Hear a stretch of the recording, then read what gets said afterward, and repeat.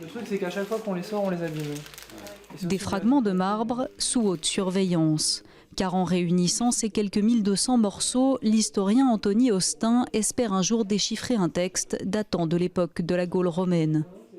D'emblée, on peut dire que c'est une inscription exceptionnelle, unique dans la région et même en Gaule, on pourrait dire la France actuelle pour simplifier, parce qu'elle est inscrite sur des plaques de marbre exceptionnelles, qui est un marbre de Grèce, donc un marbre, le même marbre qui a été utilisé pour le Parthénon sur l'Acropole à Athènes. Et dans ces fragments, on arrive à lire toute une série de noms d'empereurs qui datent tous du 1er siècle après Jésus-Christ.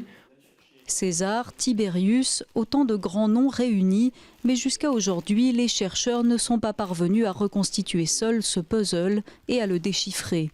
Aujourd'hui, les nouvelles technologies viennent à leur rescousse. Près de 200 ans après leur découverte, un prototype équipé d'un laser et spécialement conçu pour le projet se charge désormais de numériser les fragments.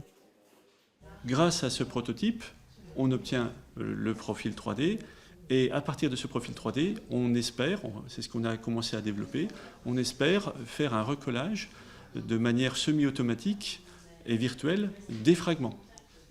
La numérisation ne prendra que quelques semaines, mais la reconstitution, elle, pourrait prendre beaucoup plus de temps. Là, on a un autre exemple d'assemblage. Alors, il est composé de plusieurs fragments. Et on voit que là, on a une étape où on est en train de coller ce fragment ici sur l'assemblage qui a déjà été fait. Et au final, on va fusionner à nouveau le fragment rouge qui va devenir bleu et on aura un super fragment. Et de proche en proche, on reconstruit comme ça l'inscription.